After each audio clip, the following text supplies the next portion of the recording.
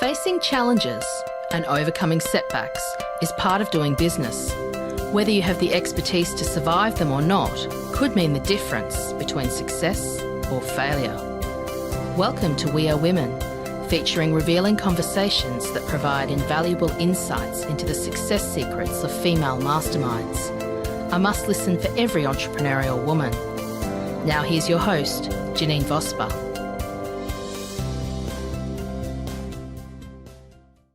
Hi, it's Janine Vosper, and welcome to this episode of the We Are Women podcast. I have the gorgeous Jessica McElveen with me today. So growing up in a childhood environment filled with anxiety, depression, addiction, I'll pronounce that word correctly, Jessica, just push the teeth back. Jessica knows too well that disharmony is created for everyone in the family when these are present in the home. Jessica has been working with families around the world since 2012 as a leading parent coach, speaker, and researcher to bring harmony and connection back into their homes. Jessica is a degree qualified social worker, a neuro-linguistic programming master practitioner, a timeline therapist, hypnotist, child yoga therapist. Oh, I didn't know that. That's interesting. And was Australia's first epigenetic behavioural coach. Beginning her professional career as a social worker, Jessica felt stilted by the systematic restrictions on how she could support families through the social work and foster care systems. I'm going to leave it there because there's other things in here that I want to be able to bring out and talk about, Jessica. Yeah. That sort of covered a fair bit in that introduction. And there's a lot of things that you've done there, but the point of getting out of the social worker environment, so tell me, the catalyst behind that. What not what's wrong with it, but what was wrong with it for you? Yeah, that's a better way of putting the question, isn't it? What was it? Yeah, what wasn't okay for me? So I guess, Janine, you always go into these roles with really good intentions. You go in really wanting to make a difference, and that was absolutely me, of course. And you don't really know what the system is like until you get inside the system. You don't really understand what the expectations are. You don't know what the rules are, the restrictions, the limitations. You don't really understand any of it until you're in there. And I guess what I found in the years that I was working within that system was I felt it was really, really narrow-minded. It was a bit short-sighted as well. And I felt like it was a little bit blame-based as well. That's what I felt. Okay. Yeah. So, I'll give you an example. One of my roles when I was working within the foster care world and system, I was responsible for writing up reports about children. I was responsible for these reports then going to potential foster carers. I was responsible for choosing carers to take these children.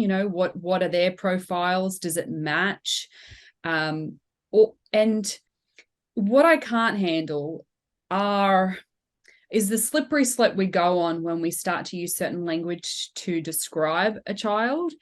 And what I found, and I guess the catalyst for me was working with this one family, and there was a lot of language used to describe this little boy. Now, this little boy was 6 years of age, and it's not uncommon in that world, or the medical world, to be honest, but it's not uncommon in that world for words like violent, manipulative, aggressive, these words to be used for a child age 3 or 4.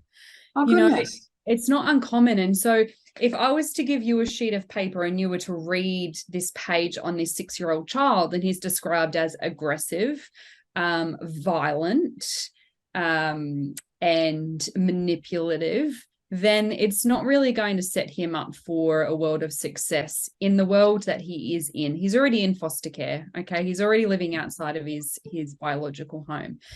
And so one of the things that I was constantly fighting up against was the lack of, I guess, desire for foster carers, for me as the social worker and everybody else, actually digging deeper behind the behavior and having the foster carers really dig deep into their own set of belief systems around behaviors. So I found that my role was mainly to keep foster carers happy. And when you do that, you're on a sinking ship. You're on a sinking ship because these behaviors that we're seeing from children that are traumatized, okay, there's intergenerational trauma here. But if we are not having carers really question their own belief systems, question their nervous system and how their nervous system is reacting, the language they're using, what they believe is right and wrong, if I'm not getting a foster carer to really reflect on their own self and well-being and thoughts, belief systems, conditioning, then we're doing the children a disservice, if you ask me. And that's what I consistently saw. So I felt like if a child didn't change after 6 months of seeing a psychologist, it was the child's fault. It couldn't be the psychologist. No. It couldn't be them. It couldn't be the fact that they didn't connect with the child or, you know, and I had a problem with that. I had a problem that we were only giving them talk-based therapies when if you know anything about a child's brain, that's not going to transform them. It's not going to change them. They don't have access to this part of the brain. So I guess along the way, you know, in a big lengthy summary, that's why I just didn't agree with the approach. And I really felt there was a better way and a different way of choosing to understand these children and choosing to support them. Yeah, as a, you know, a grandmother of 5, and, you know, from the ages from 4 to 18, but most of them, you know, 6, 5, 7 and 7 today, or 4, 5, 7 and 9, I can't imagine how you could read that into a child and then give them that badge. That's their badge they wear for the rest of their life, because it then becomes a switch, doesn't it, that they then own it. If everyone tells them that, well, then so it be, and then the rest of their life is reflecting.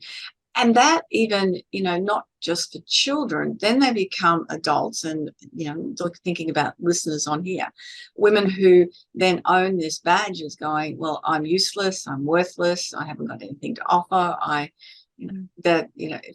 Why would I go out in my own business? Nobody's going to value anything that I am.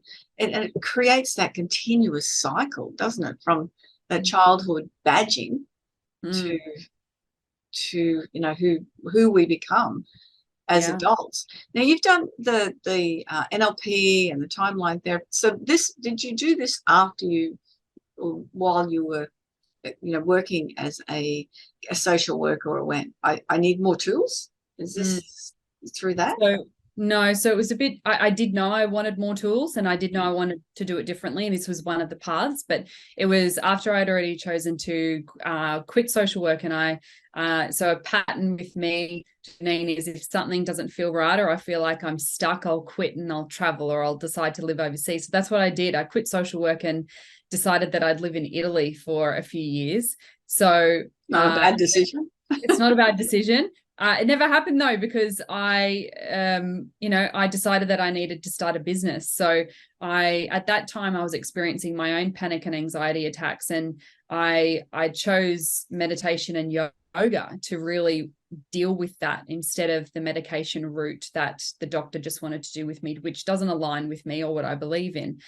So I left that system, went to yoga and meditation, and that really was my God, did it save me? It really was my savior. And I guess, you know, a question popped into my mind when I was on the couch in the UK with a friend of mine, and she said, well, you know, why don't you just do what you think works for you and what you love with the children that you want to help? And I thought to myself, oh my God, that's it. I'd rather work with the body with these children, because that's where we store everything. And that's what the missing piece is. So I went and trained as the yoga therapist first, and that's the first business that I started. And then as I continued on down the path, I needed more tools, and then I needed to learn more about this brain of ours and this body. And so I continued training down the path of NLP and epigenetics and a lot of neuroscience research and all of that. So it happened afterwards. Right. And epigenetics, can you just explain that to people listening? Sure. So we've got genes, right? We've got our genetic makeup. Now, 5% of these are hereditary. Okay, we've got 5%. that are hereditary and make up who we are. It's really our epigenetics that has us be the people that we are in this world. So epigenetics is really lifestyle genetics of our bodies, that the parts of our bodies, the parts of our genes and our up that interact with our external environment. So they're interacting with the type of lifestyle that you lead, the foods that you eat, the people that you're around, because that is your mood, and which hormones get stimulated in those relationships and those scenarios. So our epigenetics is what is expressed in our life. So it comes down to behaviors then. And so what I supported families to do with their children is understanding how their epigenetics is working within the world. So depending on what hormones are dominant in the body also dictates what behaviors we see a lot of the time, and where a child feels safe and comfortable. Why the parent can find their children really confusing. Maybe the child is desiring a different hormone and the behavior attached to that hormone versus the parent, and which hormone is dominant for them and they're seeking, and that's a different behavior attached to that. So there's just a whole world of things that, you know, if we only look at the behavior and judge it as violent, we're missing a whole heap of information and understanding of why a child is the way that they are. Is there an easy way to identify that, or is that a to test hormones? Is that a blood test even to do that? So there are different types of epigenetic testing you can do. So I work with naturopaths that do epigenetic testing for clients. There's also a company out there that you can do epigenetic testing, behavioral epigenetic testing. That company is called PH360, so you can do it through them. It's quite easy. So they're the methods that make it pretty easy to understand from a behavioral standpoint. Yeah. Yeah. And it just makes so much sense that what's coming into us, to us from around the world. You know, I was listening to something the other day, and they were talking about how many satellites are in the sky. So we're talking, 5G. I don't want to go down that rabbit hole because it's a really good conversation as well. But if you're thinking, I'll go outside and walk on the ground and ground myself. Well, there's 7,000 satellites are floating above us at the moment. So how much is that affecting even what we can do with our connection to the earth? And the aim is to have 400,000 satellites in the sky. Wow. It'd look impressive if you're out in the bush and watching them all go past. I mean, that's yeah. But can you imagine how much of an effect that's going to have on the on us? It's like standing up in front of them in a microwave, not in front of one, but actually standing in a microwave on a daily basis. Yeah, and that's going to have some effect, hasn't it? This is just one little thing that nobody in the medical sphere will consider. Nobody in these systems will consider the impact of anything outside of just the behavior that they're seeing and using consequences and punishment to get rid of it somehow, or talking it through with a child at 5 who really doesn't know why she's behaving the way that she is. So it's not holistic in nature, and it's very narrow-minded. And if anyone has listened to me before, I don't make it a secret that I'm not for labels and the diagnoses that we receive or children receive. Short term, often they are helpful because we can understand something we haven't understood before, but long term, I haven't seen many families where it's benefited long term, because we tend to then put people in that rabbit hole. And again, we're not considering other things that are going on in this child's mind and body. So whenever we're, labeling or badging, as you said, I love that word actually, we're limiting our view of that child. And I was only speaking to a mum an hour ago. She wanted to find out how to work with me. And I've spoken to hundreds and hundreds of mums, thousands of parents. And this was the first time that I had heard, I think there was about 10 diagnoses for this one child. Oh, 10. What a clever little child. And for me, I was listening to the language and the jargon and the medical terms that this mum was sharing. Now, I have no question that this mum is coming from a place of just love and wanting her child to be okay and trying to figure her child out. Totally understand that. Where I have a problem is that we have this medical world who sees all of these problems. That's it. And when there's another problem, we just have another label to slap onto it. That's it. Yeah. And we don't look deep enough, and we don't look at ourselves then, and we don't look at the environment, and we don't look at our biology, and we don't look at all of these other factors that are just a bit more holistic in nature that play more of a part. So I think there's rabbit holes we can go down when we start putting all these badges on children and adults that are really unhealthy long term.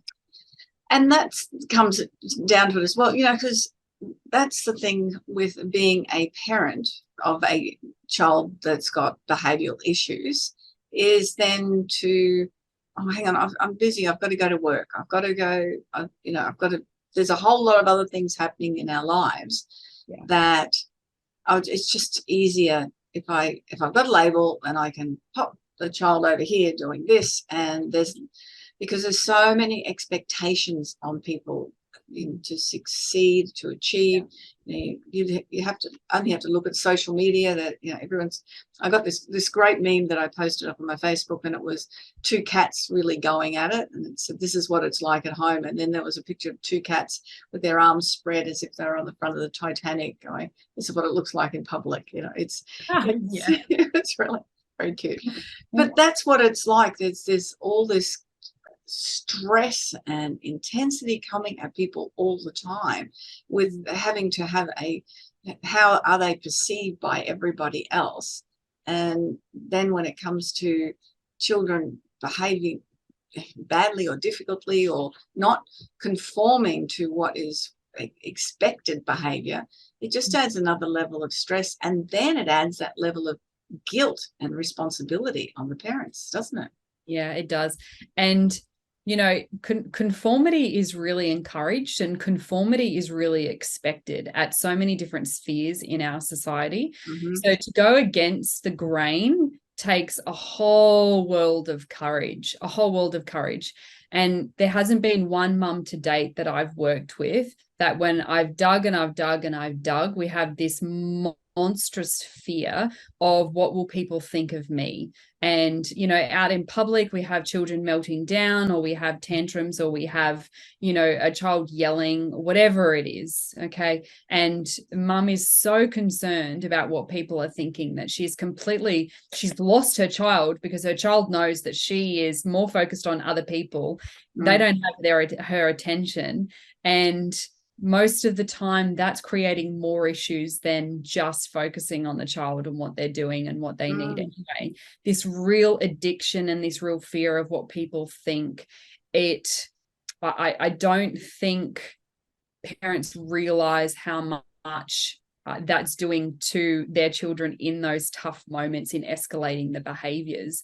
Children, they can read parents better than parents can read themselves. They come out of the womb and they are reading body language, nonverbals, tones of voice, eye patterns, everything, you name it. That is their primary communication method. They have analyzed you from tip to toe 5 million trillion times. So we can't get anything past them. We can't. They are our little lie detector, discomfort detector, anxious detector, everything. They've got it covered. So they're good at reflecting back to us how we're doing in the moment. And if we're not doing so well, they're going to continue escalating. So that's usually a lot of the work that I need to do with mums, is understanding the depths of why we care so much about what these people think. What have we made it mean? What in our conditioning or our own childhood has this fear been created? Why do you not want to be perceived as that person, that mum, that woman? So we usually 9 times out of 10 have to go backwards for the mums too. Yeah, that's a really good point. And it is usually something that has come from our own childhood or our upbringing as to why this is so important. Fortunately, I think when you become a little bit more aware that you can make choices in your behavior, and as you mature, that it's not as important anymore, what other people think. But when you are raising children, it seems, there's so much judgment on you. And it's not just from other parents, it's the school system, it's the government, it's everywhere else that where if they don't conform as well as the others. So, I've two sons who are now in their late mid-30s.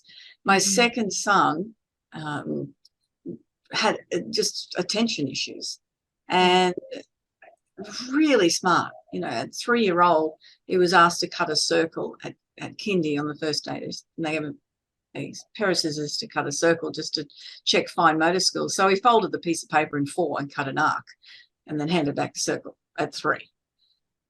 But attention, wow. And now still at 36, he's still attention. It's sort of shiny objects everywhere and what's happening around. But he's always about 3 steps ahead of everybody else in any moment as well.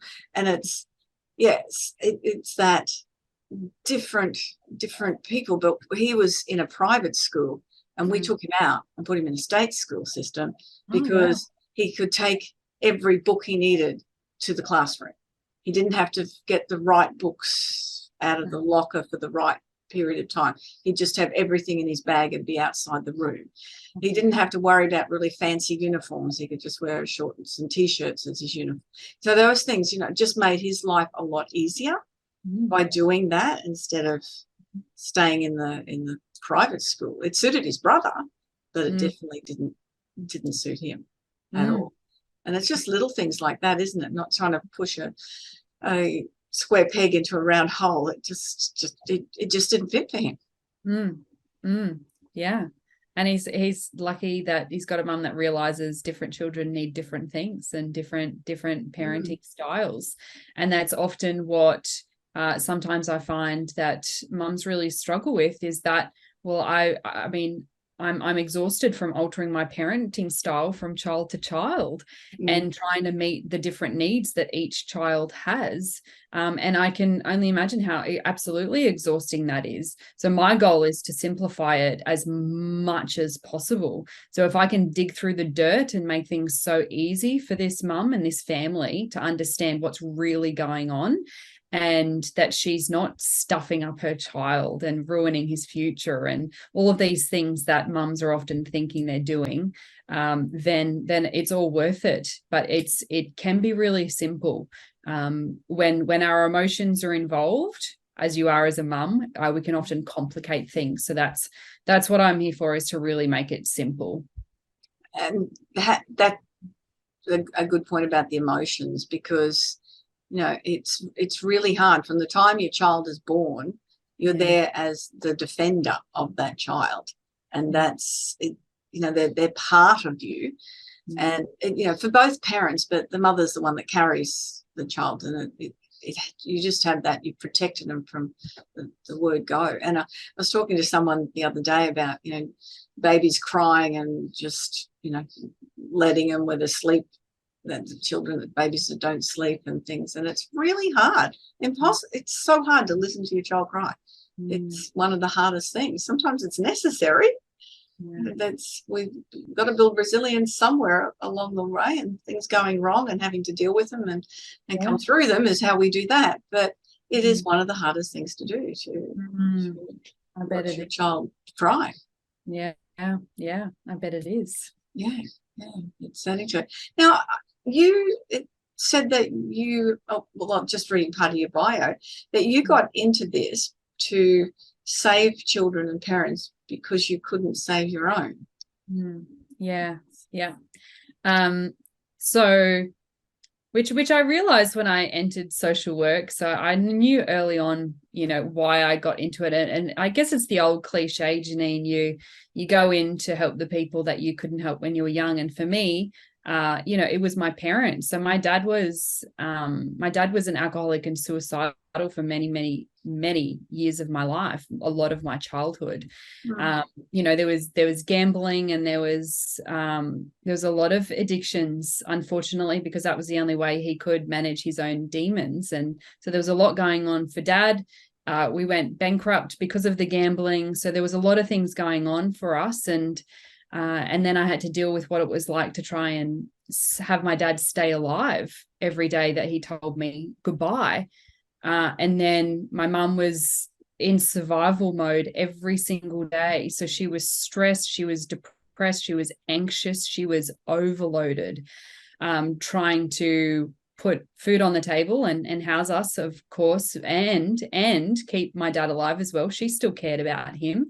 They did separate because of all of this going on. But, you know, my danger switch was active all of the time. I was in fear mode. I felt like my world was unpredictable. I didn't know ever what I was coming home to from school. I was in terror mode all of the time. And I felt like within that, as the eldest child, I really needed to be the caretaker of the family too. So I really took that role on. I needed to be the caretaker for my parents, my brother and my sister. I needed to predict what was going to happen. I needed to fix everything, save everyone. I needed to figure out how I could be the therapist for my parents and what's the magic sentence I need to say. Or, you know, I was forever in problem solving mode, trying to help them, because at the end of the day, I just wanted to feel really happy and safe in my days. And I knew that what that took was to have my parents happy and have them be okay. I knew that at some level, but I was terrified all of the time, really terrified.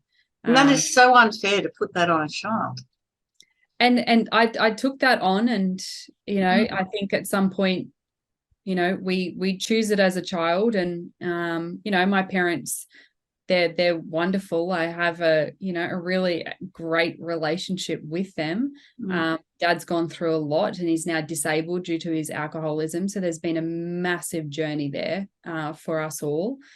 But yeah, it was really challenging. And so that's what I mean when I say I went into it to really try and have children have a strong, safe home, because that's what I really wanted. And I wanted my parents to be happy. I just wanted them to be okay, so then I could be okay. Yeah. And did you ever come across many other people who have had that trauma that have stepped into those protector type of roles, like the social worker? I know a client who became a policewoman because that was what she did, was protect her siblings also. Yeah, it happens so often. You know, there's a saying that goes, you often preach what you need to hear yourself. So in then speaking to children, I was a therapist for children for many years. So I got to be the person for them that I wish somebody was for me, right? And then now I work with parents, and now I'm the person sharing with them what I guess somebody shared with my parents once in a while. And so you do get into the fields that have some sort of strong connection to you and what was great and maybe not so great when you were young. I've seen that a lot too. A lot of psychologists get into it too, as wanting to repair or heal something within themselves. Yeah, it's an interesting concept, isn't it? So once you've identified, it wouldn't be one thing with the epigenetics, it could be the food or the environment, or what I imagine it's quite a lot of different things that are impacting on the behavior. Then do you then recommend people go to certain other specialists like a naturopath or people like that? How do you work within that framework? Yeah, so they'll work with me one-on-one mostly. So I'll do all of the behavioral side of things and the digging and the parent side of things.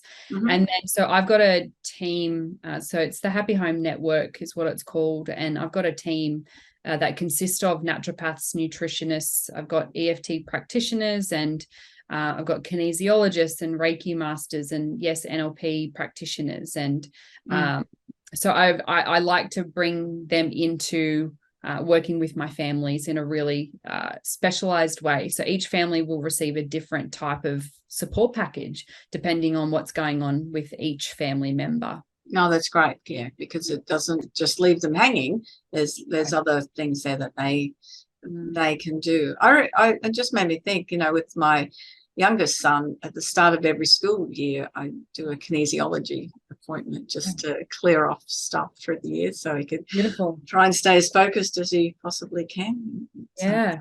Yeah. And that was Beautiful. well And that would before. have been considered weird back then. Yeah, I was right? just about to say that it was really, it was very unusual. And yeah, and that particular kinesiologist, not who I go to now, but he is still around. So, Wow. yeah, Wow. yeah, it's still Yeah. practicing. So that would have been, brave for you to talk about that stuff out loud. And, a lot of people would have had judgments on that as well, I'm sure. Yeah, I can't remember. I just remember that looking for something that was non-medication that would work and help him have clarity.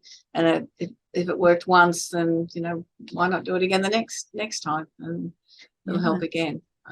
Wow. Yeah, maybe it'll help him now at 36. No, we won't get to that. It could help us all, let's face it. Oh, absolutely.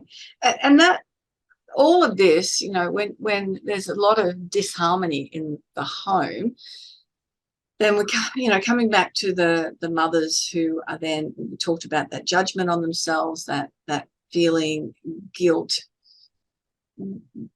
What you would probably see is they're just losing themselves as well, wouldn't you? Oh yeah, every time, Janine, every time.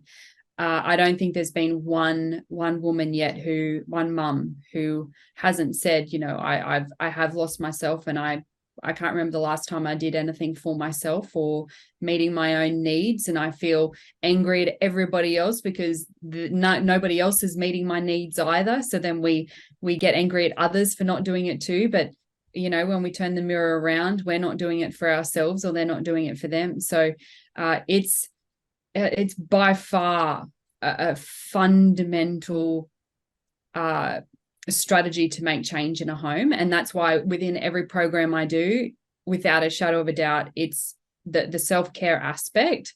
And I don't like using the word self-care because I think it just gets this airy-fairy connotation to it. But it's mums meeting their own needs and doing something that enriches their soul and their own mind and their bodies. If that is not happening and that is not a priority, then we've got problems. And we may not see it in the short term, but it is going to build up and we are going to see some problems.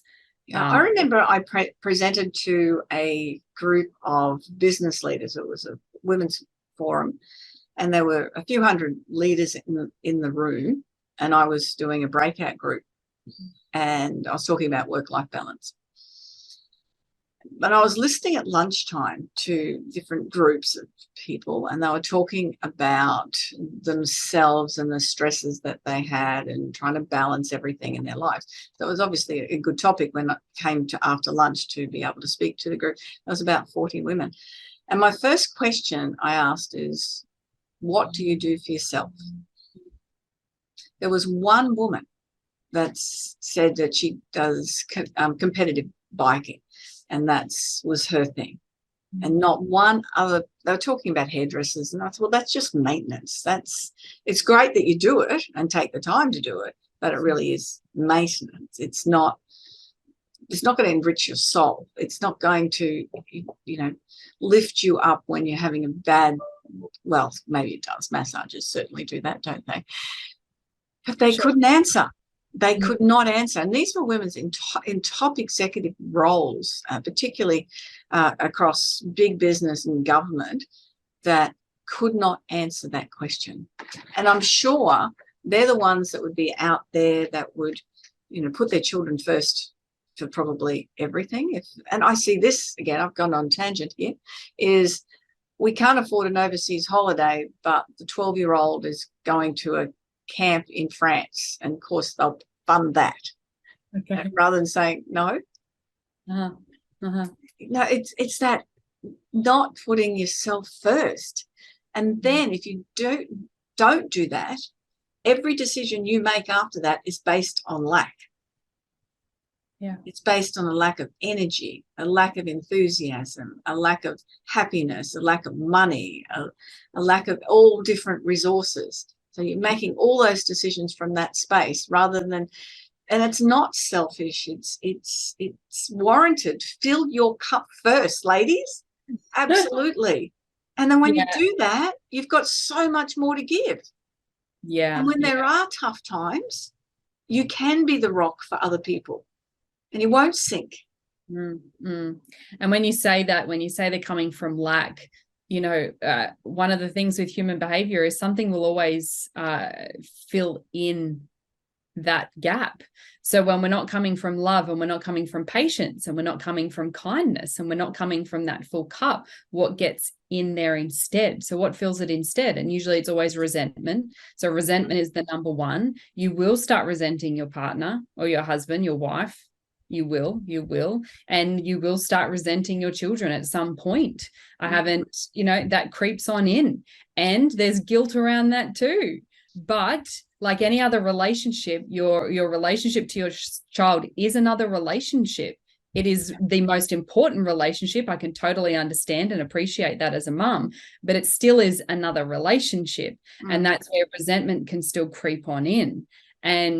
And then that becomes very uncomfortable. And then more guilt creeps on in, and that's even present. How can you even be resentful as a mum to your child? That's disgusting. It's disgraceful. You are a bad mother, horrible person. And then we try and make up for that resentment in other ways, which is what I've seen many, many mums do. So the guilt and the resentment has them try and give more, but really we're just digging a deeper hole. So, and what I usually like to say to mums with this whole field of guilt is we tend to, what I've seen as patterns with mums is they'll wait until maybe the guilt isn't there. So they'll have in their mind, well, let me just get through this phase and then I can start focusing on myself. Or when I see that my child is this way, then I can focus on myself, because the guilt won't be there then. Because if I take time now, that's horrible.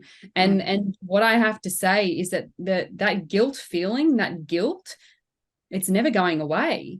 Why? Let's be comfortable with guilt as a feeling in general, because it doesn't mean that it's right. It doesn't mean that we need to listen to it. It's just a feeling, and like every other feeling, sometimes it's just a little skewed. It's not giving us the right information. So usually what I'm doing is having mums be comfortable with guilt and making a choice anyway. And that's the power of choice, is that we feel the feelings, we have the guilt, we know the thoughts are there, but we still choose something different, because that leads to a greater good. It leads to greater long-term outcomes for everyone.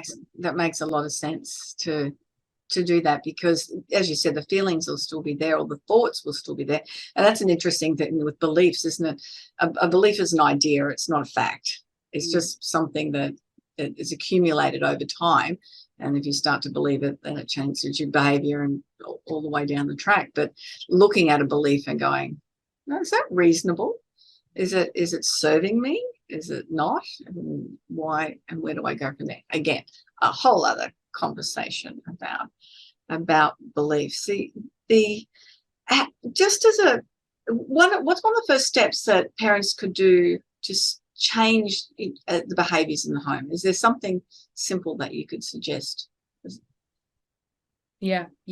So I think the first step is actually understanding one thing, and it's changing our view on behaviors.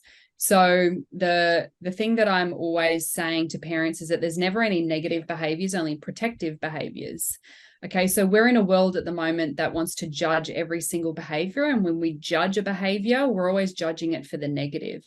So if we're coming at a behavior with this negative lens, this judgmental lens, then I'm sorry, parents, but you're always going to lose, and so is your child. That's just, and these are my human behavior phenomena, right? We can't avoid these human behavior phenomena, even if we are dealing with children. So if you come at any behavior with your husband, wife, child with a judgment lens, with that negative lens, that there's something wrong here, and it's going to continue, and your reaction to that behavior will perpetuate it. It will perpetuate it. So we might like to think that we're coming at it with this reaction that will change the behavior. But if it's built with fear and control in it, then I'm really sorry, but there's something within our human behavior systems and how we react with each other, with your child, with you, that has it perpetuate. It's not going away. So what there is to get is we remove that judgment lens and we actually put on the curious lens. So the curiosity lens really is so simple, but it tends to change a lot of the views that parents have in the moment or after the moment when we see behaviors. So, let's say that we see our kids fighting again. Fighting, I know, is the bane of many, many parents, right? And we judge it and we get in the judgment lane and we're in the lane for 10 years or 5 years and we're in it. And we have to break that if we're really to break our reactions and we're really to, focus on the bigger picture. So the curious lens tends to save us, especially when we want the connection back with our children quicker. Okay. And especially, mums out there, if your parents are coming into the teen years, that curious lens better be on, because if you've got that judgment lens, you start to get disconnected anyway, just how the natural progression of the teen brain goes. But if you don't have that curious lens on, it's disconnect tenfold. So I guess the first step really is scrap the judgment lens, because that will not have you both win, but the curious lens will. There's always a reason behind the behavior. And usually it's to protect the child of something. They're doing it to protect themselves of something. And please, please, please never expect logic within that. It may not make any sense to you, and that's actually okay. So do not expect logic. Yeah, that's a very good point too. I mean, there's a lot of things happening, and people who have suffering anxiety and stress and depression, and that will look at themselves and go, I shouldn't be feeling like this. Everything in my life is perfect. I'll make that judgment call on themselves as well. We're very good at doing that, aren't we? Just judging everything, and it's bad enough when it comes from outside, but when we're doing it for ourselves, that's and it's an interesting thing. It was a behavior that I learnt from my parents and recognized that I did it, and now I pull myself up on it. I notice that if I'm doing it, I go, why? What's it to you? It's not my problem, and it does, but it's recognizing when you're doing it and pulling yourself on it and going, oh, that's really, and sometimes, and my saying is, well, that's really interesting. And so then it actually is that curious, is what you're saying. It's stepping and going, oh, what? Yeah, we had all the grandkids here the other day, and two of them are siblings, and they 6 and 9, 7 today, and not the date this came out, but the date we're recording. And they're amazing kids. They're just fabulous, and love having them around. And their mother came then and got in the pool. 2 different children. Totally different children. It was like, I'm getting out of here. This is not my game to play. Yeah, it's very, very, very different. Yeah, happens all the time. Yeah. And it was just there's a trigger here, and then they fought with each other, the kids, and it was definitely that trigger. Yeah, interesting. They can let loose then. And often and I hear this a lot from mums who hear from teachers, oh, they're the most beautiful children at school, and then they come home and then they're terrors, right? And parents are often asking, well, why me what have I done so wrong? And it's actually the opposite. It's what have you done so right, so that they feel so safe they can just let everything explode at home. Because often at school, when it's an environment of unpredictability, you don't know how a teacher's going to react. You've got all of these other things to concern your little brains with. They'll hold it all in. The volcano is building up through the day, and they'll hold it all in. And some children are okay with managing that. But there are some children who haven't built up the skills just yet, and they need to let it all out at home. That's a good point. I had never ever considered that. It was the same, if they went to someone else's house to play, they'd go, oh, they're just wonderful children. They're so good. They're so well mannered and all of that. And yeah, I have to tell you, the Miss 4-year-old wears a vest in the pool, a swimming vest, and I was just having a conversation with her. And I said, "You're so brave. You're so courageous. I'm really impressed with how you do things because you're so brave." And the next minute, she took the vest off and just went swimming without it, which we'd been trying to get her to do for about 2 hours. It was just a couple of words, and I did label it. I gave it. I suggested that could be a behaviour, with saying that she already was that. She already was courageous. It was quite funny. It was okay. Vest off. I'm fine. Yeah. So imagine if we had that mentality with anything else, right? We're really giving the children the space to enter into an identity, right? So what identity are you providing your children? It's a good question. What identity am I creating for them? No, that is so important, is because that, as I said, talked about right at the beginning, that's something you'll then own as your badge to use forever, because unless you choose to change the story and change the narrative and recognize that you can, by the way, you just have to look at how you do that. When we finish up, we usually have to have 3 takeaway points, Jessica. So if you want to, something that you want people to definitely remember from the conversation. Yeah, sure. So I had to think about this, and I just thought on the general, what are the biggest things that my clients get out of working with me? So one of the biggest things I would say is that parenting strategies really mean nothing unless we understand ourselves first. So I can give a parent all the strategies in the world, and I do. But if I did that without actually digging deep and understanding that parent and having them understand themselves first, they would be wasting their time, and so would I. So unless we understand why our children trigger us so much, why there is issues, why I respond this way, why I'm repeating this pattern all of the time, it actually won't matter how your children change. It won't matter, because in the 18 years that they might be living in your home, they will change 500,000 times. And so if you're not understanding yourself first, then you've got 18 years at least, right, of being thrown from pillar to post, trying to change them all of the time. It's an absolute waste of your time and energy, and it doesn't work. It doesn't work. So really understand yourself first, and then the parenting strategies will help you and support you. So that's the number one.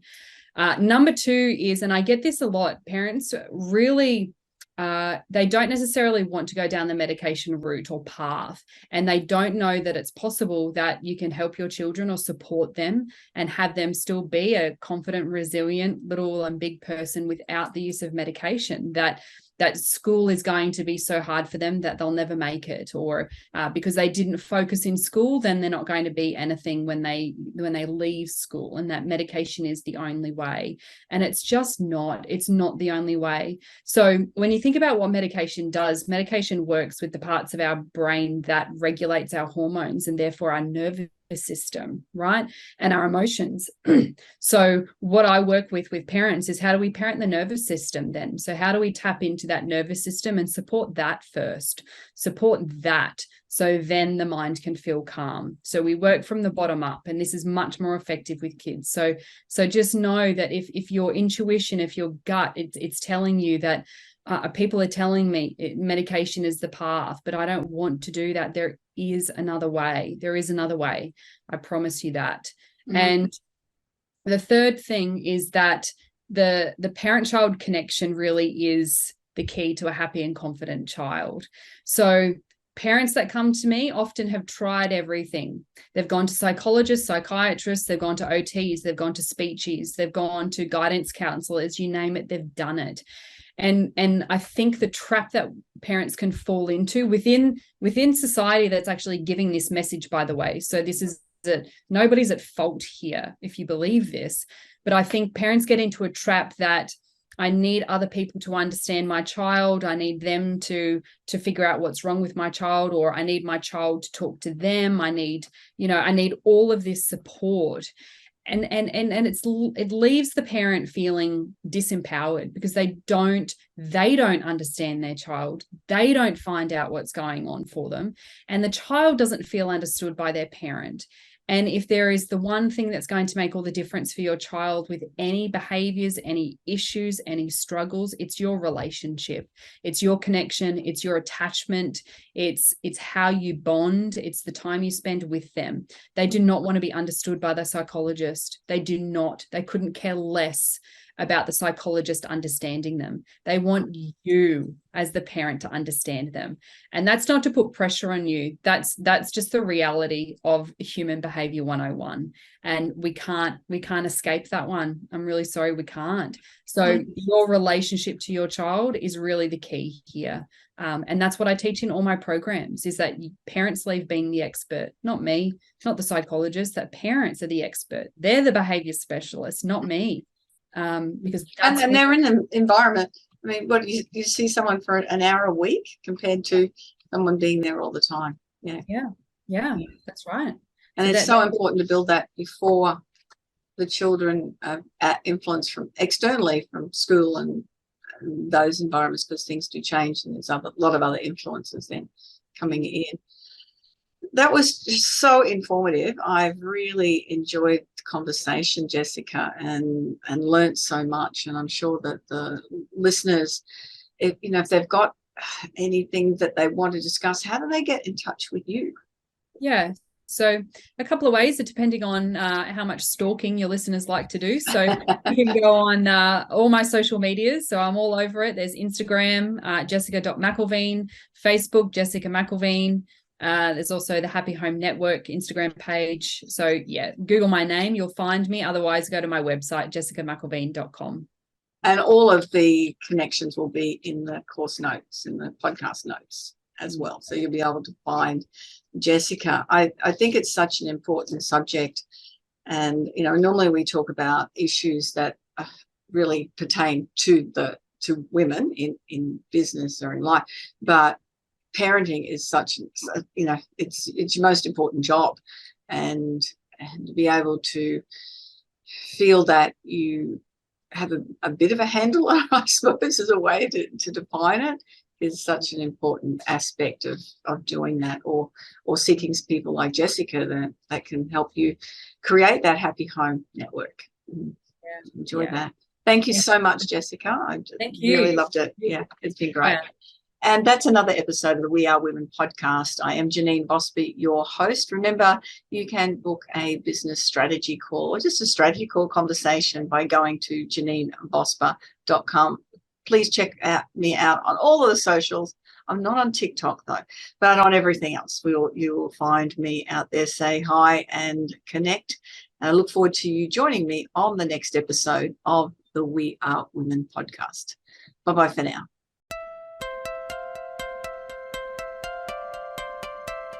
So, do you feel stuck in a rut in business? Visit speechperfect.com.au and download Janine's free ebook to avoid the 5 most common stumbling blocks women face in business. It's jam-packed full of tips to overcome the barriers that could be holding you back from the success that you dream your business will be. We would love you to leave a review of today's episode and share this podcast with other women in need of entrepreneurial inspiration. Subscribe to the next episode now and join the We Are Women community.